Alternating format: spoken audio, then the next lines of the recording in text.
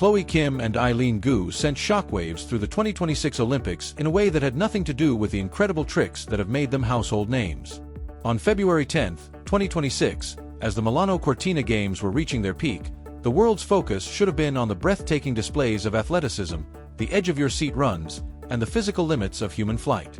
Normally, the headlines would have celebrated Eileen Gu's spectacular silver medal performance in slopestyle or chronicled Khloe Kim's relentless preparation for what could be a historic third consecutive half-pipe gold. Fans and media alike would have been captivated by their precision, courage, and artistry on the snow. But as the sun dipped below the peaks and cast its golden light over Levrino Snow Park yesterday, the conversation unexpectedly shifted. The chatter was no longer about podium finishes, medal counts, or jaw-dropping tricks. Instead, it centered on a political bombshell that has sent shockwaves through Team USA and stirred heated debate among the American public. The surprise wasn't a triple cork, a record-breaking run, or a perfectly executed landing. It was a bold, unapologetic statement of defiance against a sitting president, a move that has turned the Olympic Games into a stage not just for sport, but for controversy and conversation far beyond the slopes. The fuse was lit by Hunter Hess, an American freeskier, who during a press conference on Friday expressed complex emotions about representing the United States amid a highly controversial federal crackdown on immigration. Hess said, "Just because I am wearing the flag does not mean I represent everything that is going on in the U.S." The line instantly went viral, slicing through the usual Olympic platitudes like a serrated blade. By Sunday, the President of the United States had fired back on Truth Social, labeling Hess a real loser and lamenting that he was even on the team. What might have remained a single quietly discussed interview exploded into a national story, capturing the attention of Americans across the political spectrum. What happened next was unprecedented in the history of winter sports. Two of the most famous women in the world, one a proud American daughter of South Korean immigrants, the other an American-born superstar competing for China, formed a unified front. Khloe Kim and Eileen Gu did not merely stand up for a teammate, they stood up against the highest office in the land, igniting a cultural firestorm that has completely overshadowed the spirit of the Games. To understand why their intervention resonated so strongly, it helps to know the man at the center of the storm. Hunter Hess is not a typical political firebrand. A 27-year-old freeskier from Oregon, he is celebrated in the skiing community for his technical half-pipe runs and his laid-back, almost philosophical approach to the sport. Normally, Hess lets his skiing speak for him, avoiding controversy. But on February 6, 2026, during a routine media availability, he was asked a question that would alter the course of his life. What does it feel like to represent the U.S. in the current political climate? Rather than offering a standard rehearsed answer, Hess spoke candidly about the recent protests in Minnesota, where two people had died during federal immigration raids that had polarized the nation.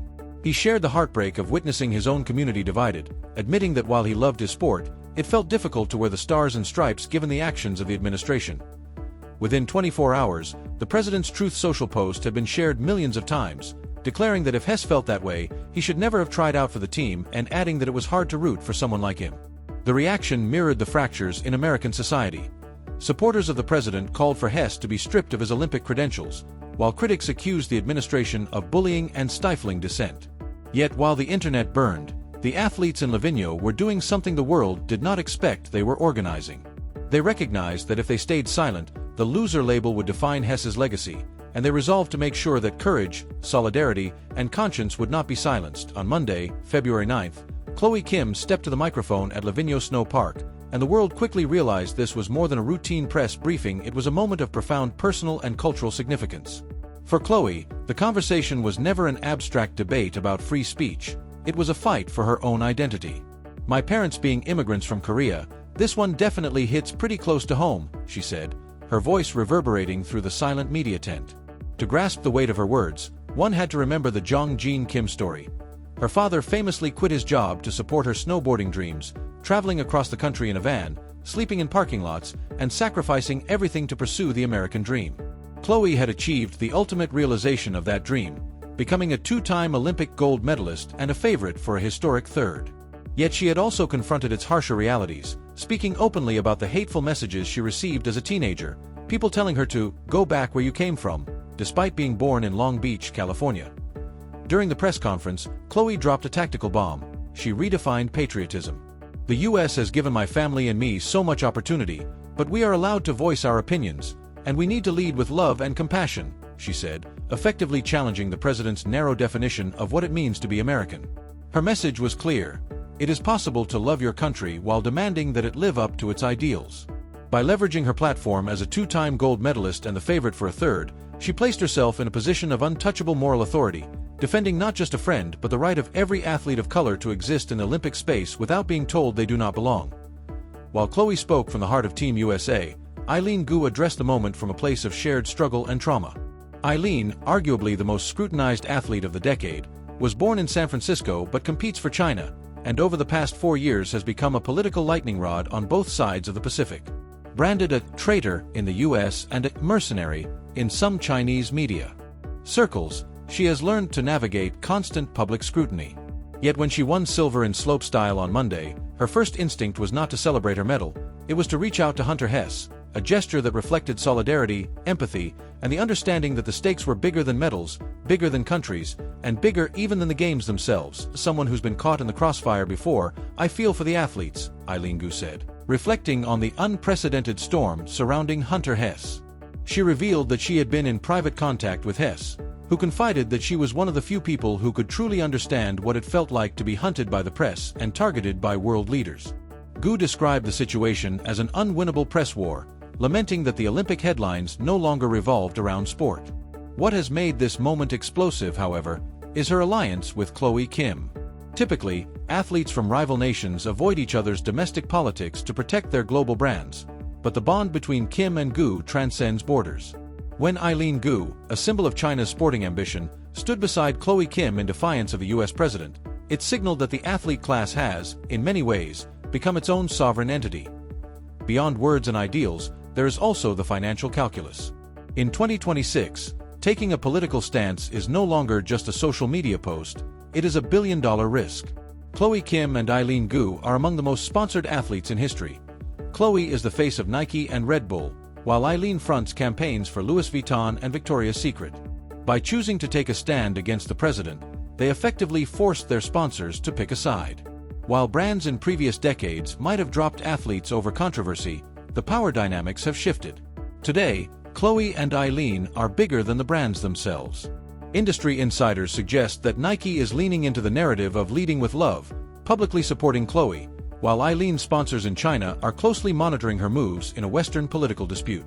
Together, by unifying across national lines, Khloe Kim and Eileen Gu have not only reshaped the conversation around the Olympics, they have redefined the intersection of sports, politics, and sponsorship in an era where athletes hold unprecedented influence. And this new reality of the 2026 Games, Khloe Kim and Eileen Gu have transformed the very role of athletes. If a brand were to drop one of them for taking a political stance, it risks alienating the other. They have effectively created a collective bargaining unit for social justice, redefining sponsorship and athlete influence. In this era, athletes are no longer simply content creators or brand ambassadors. They are directors of the brand's moral compasses. Hunter Hess, once labeled a loser by the administration, has seen his marketability skyrocket thanks to their support. He is no longer just a free skier. He is a symbol of a movement, a rallying point for conscience and courage in sport. But the spotlight inevitably returns to the snow. The Livigno halfpipe is one of the most demanding courses in the world, 22 feet high, over 600 feet long, requiring absolute mental focus. On Wednesday, February 11th, Khloe Kim begins her title defense, chasing a historic three-peat no woman has ever achieved in Olympic halfpipe snowboarding. The pressure of the pipe alone is immense, yet she must also navigate the weight of a political firestorm, knowing that the President of the United States and a divided public are watching, waiting, and ready to pounce. Eileen Gu's concern that the controversy has eclipsed the spirit of the Games is valid. The media center in Milan has become a war zone. Yet if Khloe Kim triumphs, it will be the ultimate response, a shut up and watch moment, proving that her strategy of leading with love does not diminish her technical mastery. Still, biomechanics do not lie. Stress equals stiffness, and stiffness in a halfpipe is dangerous. To succeed, Khloe must enter the bubble, a mental space where truth social posts, political headlines, and immigration raids do not exist, a place where the oozy Flo Madison chalk described on the ice can take over. But in 2026, success is no longer measured solely by medals. For Khloe Kim and Eileen Gu, victory began the moment they stood in the crossfire with Hunter Hess, risking sponsorships, brand safety, and mental health to defend an athlete's right to a conscience. They reminded the world that the Olympics are meant to be a shared language, not a muzzle. When the 2026 Games conclude, Truth Social posts will fade into the archives, and the loser label will become a footnote in political history.